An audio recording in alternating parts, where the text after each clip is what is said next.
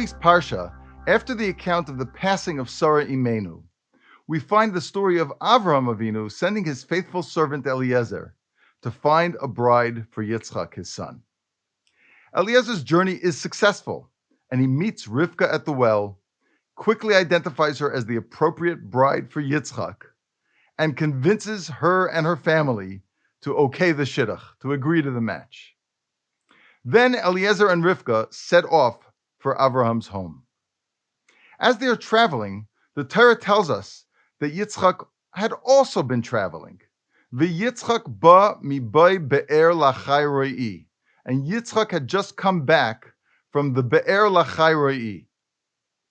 The Torah continues telling us that Yitzchak went out walking in the field towards evening, and looking up, he saw the camels approaching, which was Eliezer and Rivka's caravan. Rivka saw Yitzchak and fell off her camel.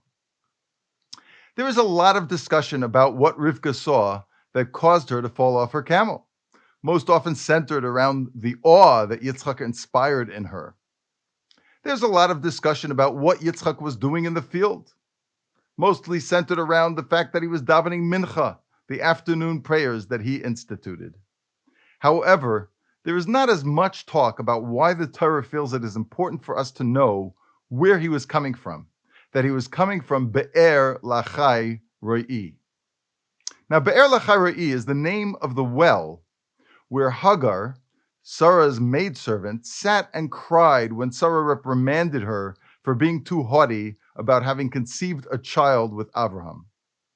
As she sat there in her misery, a malach, an angel, appeared to her and reassured her that she would have many descendants, and told her she should call her son Yishmael, because Hashem has heard her suffering. Literally, Yishma and El, Hashem heard. In turn, since Hashem saw her pain and sent this malach, this angel, to reassure her, Hagar called the malach El Roi, literally, the God who sees me. And the Torah tells us that the well in that place was afterwards known as the Be'er Lachai Roi. Yitzchak went to the Be'er Lachai Roi before he encountered Rivka. And what's more, he apparently went there often, according to the Ramban. As the pasuk says, Ba mi bai, he returned from his regular outing to Be'er Lachai Roi. Yitzchak would continually go there. Why? What did he do there?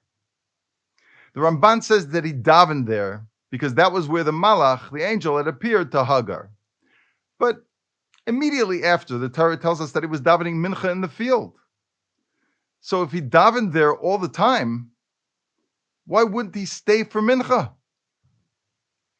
I'm thinking that the name Be'er Lachai Roi opens up a possibility that may have great relevance to our lives. Literally, the name Be'er Lachai Roi means the well where the ultimate source of life sees me. Being seen by Hashem, by definition, means being fully seen, fully understood, fully accepted. And you know what's much harder than being fully seen, fully understood, and fully accepted by Hashem? Being fully seen, understood, and accepted by ourselves. To stand before Hashem in tefillah, the way it is meant to be, requires that we be as truly in touch with ourselves as possible. How else can genuine communication with our Creator be meaningful? We cannot hide from Hashem. We can only hide from ourselves and maybe the people around us.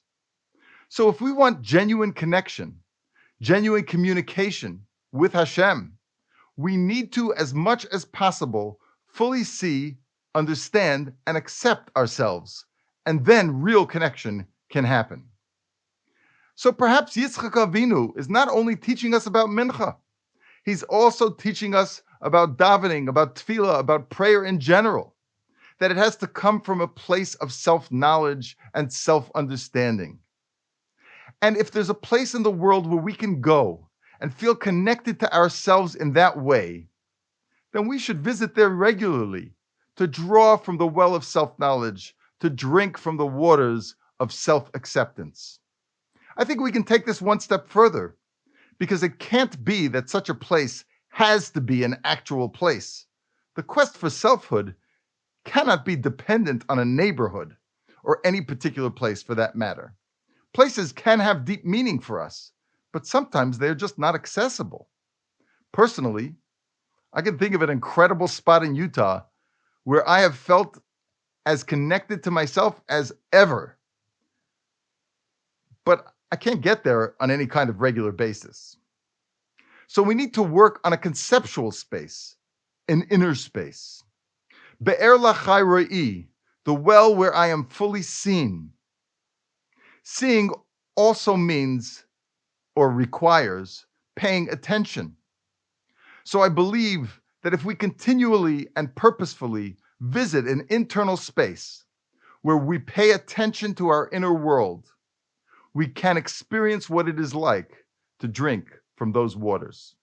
We can experience the connection to ourselves, our loved ones, and our Creator that comes from the inner space of Be'er Lachai Ra'i. All we have to do is go there often. All we have to do is practice. Have an amazing, connected Shabbos.